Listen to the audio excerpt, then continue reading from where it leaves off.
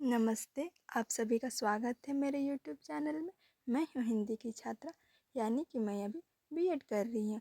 मैं इस YouTube channel के माध्यम से आपको थोड़ा सिखाना और स्वयं थोड़ा सीखना चाहती हूँ। उम्मीद है आपको पसंद आएगा। तो आज हम पढ़ेंगे क्रिया। मैं इसे आसान और सरल तरीके से पढ़ाने का प्रयास करूँगी। उम्मीद है आपको समझ में आएगा। तो इससे पहले हमने संज्ञा, सर्वनाम और विशेषण पढ़ रखा है। अगर आपने वो वीडियो नहीं देखा है तो जाकर ज़रूर देखें, ठीक है। तो चलिए शुरू करते हैं। क्रिया की परिभाषा है जिस शब्द से किसी कार्य के करने, होने या होने की अवस्था का बोध हो उसे क्रिया कहते हैं, ठीक है। बोध हो से तात्पर्य है पता चले। सरल भाषा में समझे तो क्रिया वह है जिस शब्द से पता चले कि हम कुछ कर रहे हैं, ठीक है। जैसे कि दौड़ना, भागना, काम करना, सोना, खाना खाना, पढ़ना, ये सब क्रिया है, ठीक है। आगे हम उदाहरण से समझते हैं। जैसे यहाँ पे दिया हुआ है ना कि राम पढ़ता है, ठीक है। तो पढ़ता है क्रिया है। सीता गाती है, तो गाती है भी क्रिया है। और बच्चा सो रहा है, तो बच्चा सो रहा में सो रहा क्रिया है, ठीक है। यहाँ भी लिखा हुआ है कि इन वाक्यों में पढ़ता है, गाती है, सो रहा है क्रिया है, क्योंकि ये कार्य या अवस्था बता रहे हैं। सो रहा है तो वो अवस्था में आता नहीं कि सोने की अवस्था में है, ठीक है। तो यहाँ तक आप लोगों ने समझ लिया कि क्रिया क्या है। जिस शब्द से किसी कार्य के करने का, होने के या होने की अवस्था का बोध हो, ठीक है, उसे हम क्रिया कहते हैं। आगे हम जानेंगे क्रिया के भेद, ठीक है। तो क्रिया के मुख्यतः दो भेद होते हैं, जिसमें से पहला है सकर्मक क्रिया।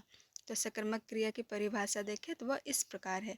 जिस क्रिया का प्रभाव कर्म अर्थात ऑब्जेक्ट, किसी वस्तु या फिर इंसान पर पड़ता है और जिसके अर्थ को पूरा करने के लिए कर्म की आवश्यकता होती है। जिसमें जो प्रभाव पड़ता है वो किसी न किसी पर ही, ऑब्जेक्ट पर ही पड़ता है और कर्म की आवश्यकता पड़ती है। यहाँ ऑब्जेक्ट होना ही चाहिए, ठीक है।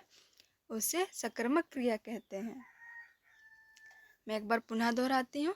जिस क्रिया का प्रभाव कर्म अर्थात ऑब्जेक्ट पर पड़ता है और जिसके अर्थ को पूरा करने के लिए, मतलब जिसको पूरा अर्थ निकलने के लिए ऑब्जेक्ट की आवश्यकता होती है, उसे सकर्मक क्रिया कहते हैं। जैसे कि आप उदाहरण में समझिएगा। जैसे कि राम पुस्तक पढ़ता है, तो राम पुस्तक पढ़ता है में पढ़ना तो क्रिया है, लेकिन ऑब्जेक्ट जिसको हम कर्म कहते हैं वह पुस्तक है। तो इस सकर्मक क्रिया का परिभाषा क्या है कि जिसको पूरा करने के लिए कर्म की आवश्यकता होती है, तो ये पुस्तक है वो कर्म है, यानी कि ऑब्जेक्ट है। तो ये हुआ सकर्मक क्रिया की राम पुस्तक पढ़ता है। यहाँ पे आगे है दूसरा उदाहरण कि अनीता फल खाती है। तो अनीता फल खाती है में अनीता खाती है, ये तो क्रिया है ना। लेकिन सकर्मक क्रिया को हमको पहचानने के लिए जब ऑब्जेक्ट वहाँ पे है, जैसे कि फल है, ये ऑब्जेक्ट है, या फिर इसको हम कर्म भी कहेंगे। तो ये हो गया सकर्मक क्रिया।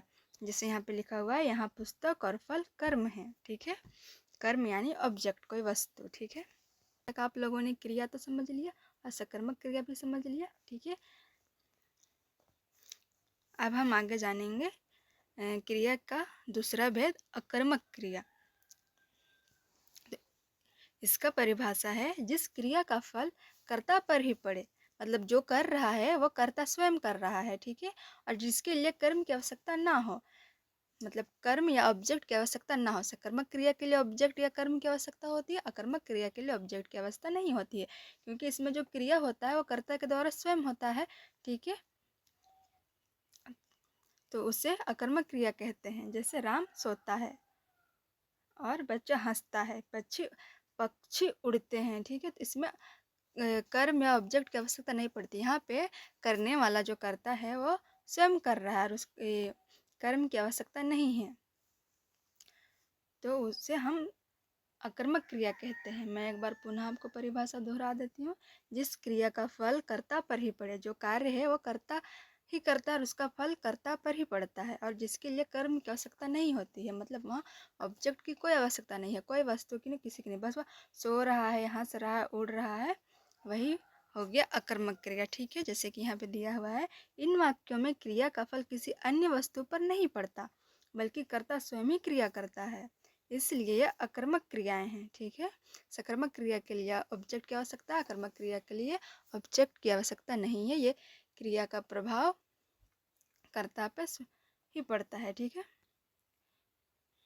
जैसे कि आगे लिखा हुआ है, सकर्मक क्रिया जिसमें कर्म की आवश्यकता हो, जैसे कि मोहन पुस्तक पढ़ता है। ठीक है, जहाँ पे पुस्तक ऑब्जेक्ट हो गया यानी कि कर्म हो गया, और आगे अकर्मक क्रिया में जिसमें कर्म की आवश्यकता ना हो, जैसे मोहन सोता है।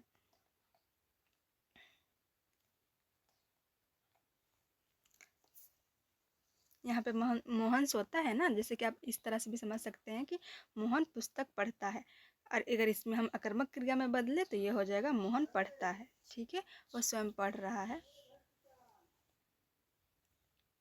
याद करने के लिए ट्रिक है कि सकर्मक क्रिया है तो कर्म चाहिए, अकर्मक क्रिया है तो कर्म यानी कि ऑब्जेक्ट नहीं चाहिए।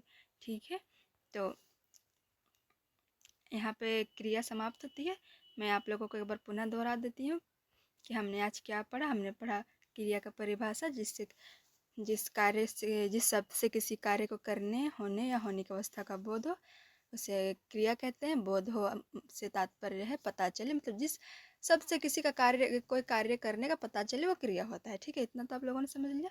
क्रिया का उदाहरण है पढ़ता है, गाती है, सो रहा है, बहुत सारी क्रियाएं हैं जैसे कि जिसे हम इंग्लिश में वर्ब पढ़ते हैं ना, वही है। ठीक है, उसके बाद हमने पढ़ा क्रिया के भेद, सकर्मक क्रिया जिसके लिए हमें ऑब्जेक्ट की आवश्यकता पड़ती है, कर्म की आवश्यकता पड़ती है, और उसके अर्थ को पूरा करने के लिए कर्म की आवश्यकता होती है। ठीक है, और हमने पढ़ा फिर अकर्मक क्रिया, जिसमें क्रिया का फल कर्ता पे स्वयं ही पड़ता है, जिसके लिए कर्म की आवश्यकता नहीं होती है। तो आज के लिए इतना ही। उम्मीद है आप लोगों को समझ में आया होगा और पसंद भी आया होगा।